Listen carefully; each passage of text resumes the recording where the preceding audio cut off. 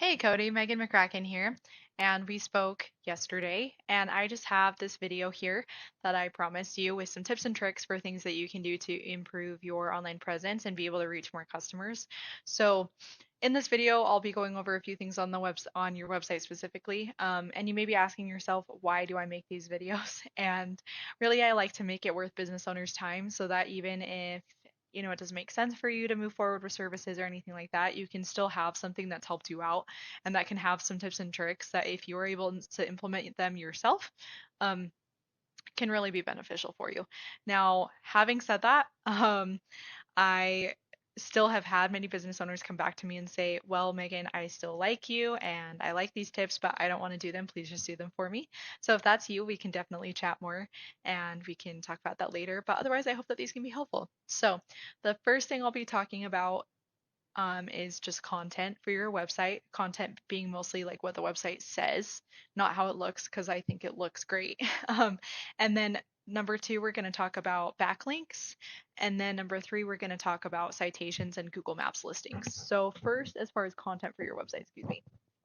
Um, Again, like I said, I think your website looks great. As a general rule of thumb, Google likes to see about 1,500 words on the homepage where people land. So, um, your homepage, you can just throw it into a word counter, has less than 500. Having said that, one of your competitors has just under 800, so they're doing better in other ways, which I will touch on and talk about. Um, but if you can get yourself to those 1,500 words, and sometimes you have to get creative with how you do it, as far as like talking about different types of roofing or why solar, if solar is something that you do, how often should you maintain your roof, what do roof repairs look like, things like that, to be creative so that you can have that content on your homepage without being like overwhelming or redundant. Can really help you out a lot. I did also notice just here that you are using Angie's. And honestly, if you can get yourself ranked on Google, you wouldn't even necessarily need to be getting customers through Angie's. You could be doing it organically without having to pay those fees with them. Um, so I did just want to mention that. But as far as the content itself, obviously you also want to be ranking for certain keywords. So looking at you here, as far as your position goes, you are in the top 10. However, if we look at searches per day and the traffic that you're getting, your traffic that you're getting to your website based on these searches is honestly pretty low. For excuse me, for Salem, for roof repair, which has like 50 searches, and you only got two people. Salem new roofing, you didn't get anybody, and that was 20 searches. So between like 20 and 80 searches a day, and you're only getting between one and five, or actually really only between one and three, if any. So that's a lot of customers that you're missing out on by not ranking for these keywords. Now, alternatively, we have Salem Oregon Roofing, or the James Roofing. What was the name? Yeah, the James Dumanovsky Roofing, and they are in number one and number two positions, and they're getting a ton of traffic to their website based on a lot of these buzzwords and a lot of these keywords. And the thing is, some of these keyword difficulties are still really low. So it means they're easy to rank for, which is probably why these guys are, but they have a lot of these keywords in places that make sense all throughout their website. So Google is seeing it a lot when it crawls the interwebs when people make searches, and they're finding them instead of you. And so that's why they're ranking them better. So that would be the first thing, would just be improving the content across your website. You can use websites like Ahrefs. There's also SEMrush or SpyFu, which are a little bit cheaper, where you can do this keyword research. And then you can use softwares that will help you write that content without being AI, because that's another thing. Do not use AI. Google hates AI. So um, that is the first thing. The second thing is backlinks. So backlinks is what I like to call the popularity contest of Google. And so it's basically, the way I describe it is, it's like the jock or the cheerleader of the high school telling everyone else like, hey, this guy's really cool, you should listen to him.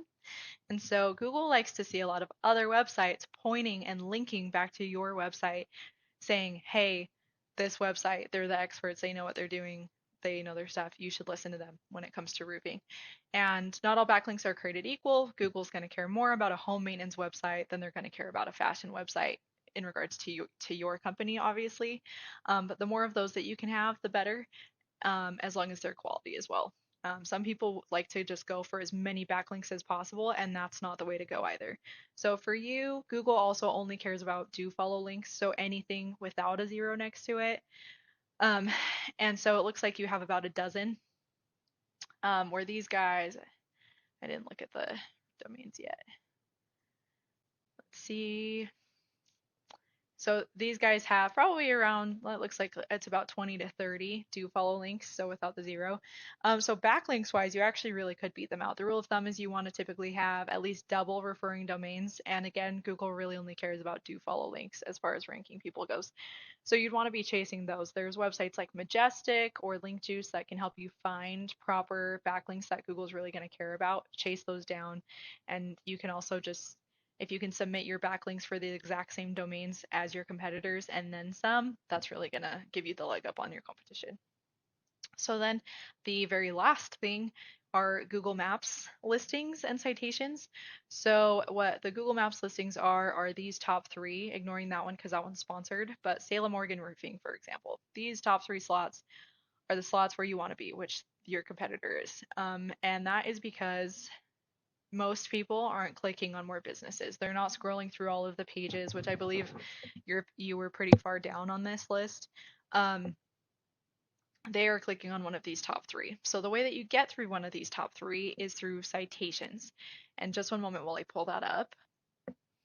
All right. Sorry, I was getting that pulled up. So I just wanted to show you the website. It's called Whitespark, which normally when I create a campaign, I can actually search up the company and if there's an address listed, then it will pull up that company and then I'll be able to see how many citations you have compared to your competitors. However, you actually didn't even show up on Whitespark. So you would want to be having all of your, including an address you want to first optimize your Google business profile, which I have here.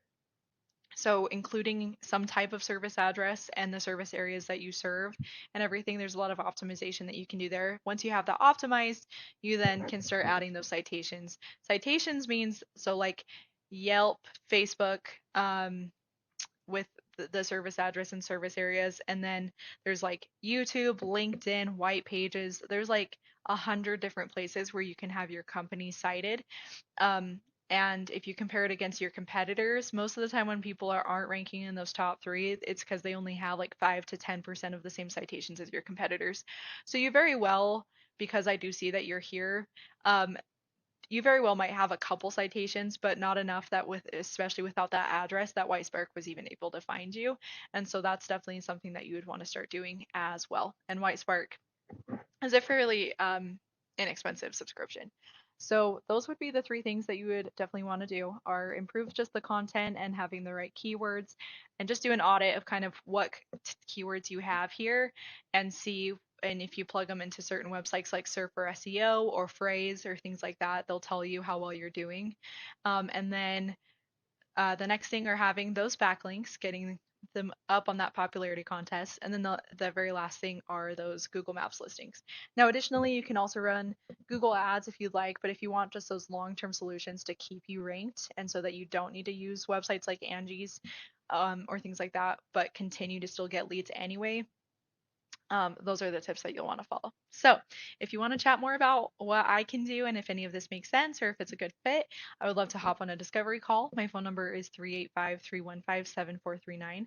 But otherwise, I hope any of this was helpful and I hope you have a good day. Thanks. Bye.